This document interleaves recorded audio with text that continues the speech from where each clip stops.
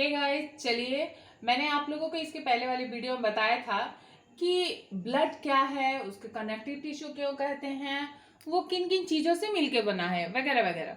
याद रखिएगा, रिवीजन जरूर डालिएगा, क्योंकि देखिए मेरे पढ़ाने के अलावा बहुत सारे बुक्स होते हैं जिसे बच्चे फॉलो करते हैं।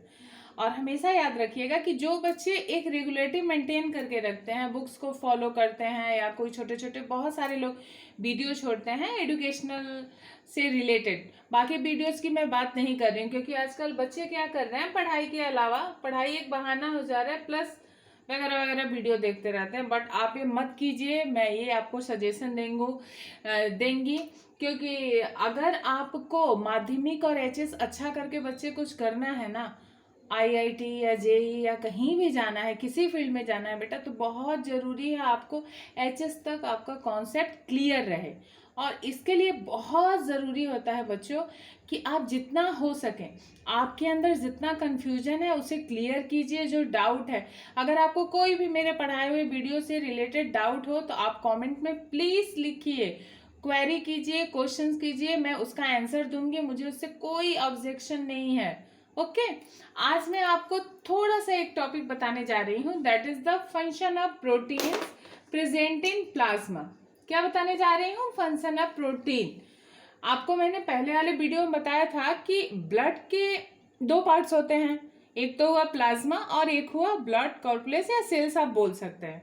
उसमें मैंने आपको बताया था कि प्लाज्मा में बहुत सारे प्रोटीन्स भी प्रेजेंट रहता है। वो प्रोटीन क्या होते हैं, तो ये नाम आप याद रखिएगा। फर्स्ट तो होता है फिब्रिनोजेन और उसके बाद प्रोथ्रोम्बिन। ओके, ये भी याद रखिएगा कि फिब्रिनोजेन और प्रोथ्रोम्बिन जो होता है, इसका मेन फंक्शन होता है, अगर हमारे बॉडी का कोई पार्ट कट जाता है और वहां से ब्लड फ्लो यानी कि रक्त का प्रवाह शुरू हो जाता है, तो वहां तो उसको रोकना बहुत ज़रूरी है।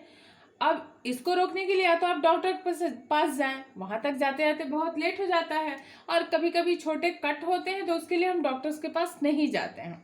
लेकिन ये देखिएगा कि वहाँ ब्लड धीरे धीरे एयर के कांटेक्ट में जब आता है, संपर्क में जब आता है हवा के, तो धीरे धीरे एक ब्लड का थक्का बनने लगता है कुछ सेकंड्स के बाद।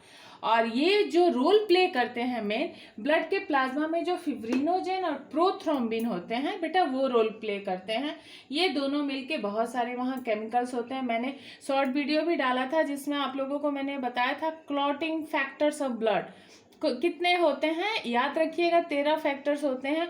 और स्टेप वाइज उसमें बहुत सारे हैं जो मैंने आपको बता दिया था। उसमें से मैंने इनका नाम भी लिखा था, फिब्रिनोजेन और प्रोथ्रोम्बिन। ओके, इनका मेन फंक्शन अगर आता है, ये जेई में या नीट में पूछा जाता है, तो आपका ऑप्शन में दिया रहे, that is the clotting of blood, clotting of blood. Next है एल्बुमिन। इसका मेन फंक्शन क्या होता है, ये भी ब्लड के प्लाज्मा में पाया जाता है, जिसका मेन फंक्शन होता है बेटा कि प्लाज्मा का जो एक प्रेशर होता है, हमारे बॉडी में जो प्रेशर होता है, that is the call, plasma में जो प्रेशर होगा that is called osmotic pressure. और इस प्रेशर को ब्लड में जो मेंटेन करके रखता है वह प्रोटीन है एल्बुमिन। क्लियर? ठीक है। अब नेक्स्ट आइए ग्लोबुलिन्स।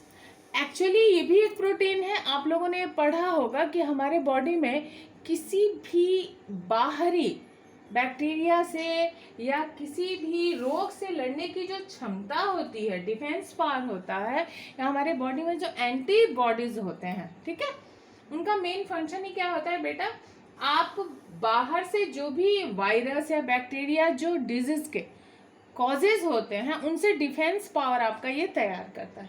ओके, एक और टर्म आप याद रखिएगा जिसको मैंने यहाँ लिखे हुए है, ओएडेमा। ये होता क्या है इसको समझ लीजिए। मैंने यहाँ इंग्लिश में लिख रखा है कि इंग्लिश में है कि ए फॉल इन प्लाज्मा प्रोटीन, यानी कि आपके प्लाज्मा में ये सारे जो प्रोटीन्स है उनका अगर फॉल होता है, अगर वो गिरता है, तो उससे होता क्या है कि प्लाज्मा में तो वाटर प्रेजेंट है बेटा, उस वाटर का वॉल्यूम जो होता है वो क्या होता है, कम होने लगता है, जिसकी वजह से क्या होता है कि बच्चों में एक डिजीज होती है, बच्चे बोले या यंग्स बोले या एडल्ट बोले, सब में होता है, और वो होता है स्वेलिंग ऑफ फिट।